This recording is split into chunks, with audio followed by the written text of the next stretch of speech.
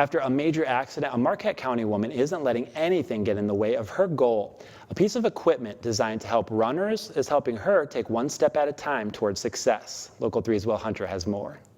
My biggest goal was to run, and Dr. Kosha, my surgeon, said, I live on a dairy farm. He said, you're never going to be able to chase cows again. And I said, I bet you I'm going to be. I'm going to be running. Emily DeVoe loves life on her dairy farm. She tends to animals, drives the tractor, and rides her horse. But one day in December, that all literally and metaphorically slipped away from her. I was climbing up a ladder to the haymow, and the ladder came out from under me. I fell 12 feet down on concrete, and I landed on my back. And as soon as I fell, I couldn't feel my legs. The fall and the following surgery left Emily paralyzed from the waist down. One doctor gave me a 50% chance, and one doctor said you probably won't. And those predictions were for her chances of walking. After 6 weeks of inpatient rehab at UP Health Systems Marquette, and having only taken a few steps with some assistance, Emily began rehab at UP Health System Rehab Services at Sawyer. Well, when she came in here, she had a huge back brace on, 2 FAOs, and she was sitting in a wheelchair. And she had a platform walker to try to take a step with. Spranger's son showed her the Speedmaker, a device developed to improve performance in sprinting. And as soon as I saw it, there was this little light that went on and went, wait a minute, this is for runners, but Emily has this certain problem called recurvatum, and I thought maybe this would help her with that. She brought the idea to Emily. My first words with Kim, I said, hey, you never know what's going to happen, let's try it. What happened was remarkable. We think, and I've had lots of physical therapists kind of look at film that I've taken of Emily to say, what is this thing doing?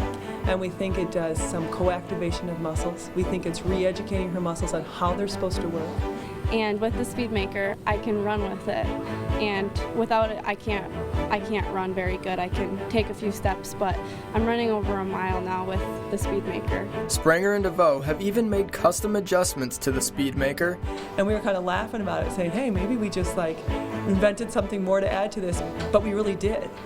Right now, Spranger estimates 30% of the clinic's patients are using some form of the device to assist them in walking. That's a lot of good coming from the hard work and faith of a young girl and her inventive physical therapist. You put those two things together, drive, perseverance, patience, and faith. Who knows what will end. Life does not suck.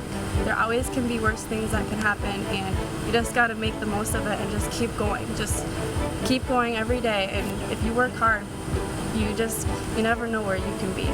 The grind of 3 weekly rehab sessions with hours of side workouts will continue for Emily, but every day a device-free future nears. Do I think Emily DeVoe will someday walk without any kind of brace to go do whatever she wants? I'm positive of it, because that's just who she is.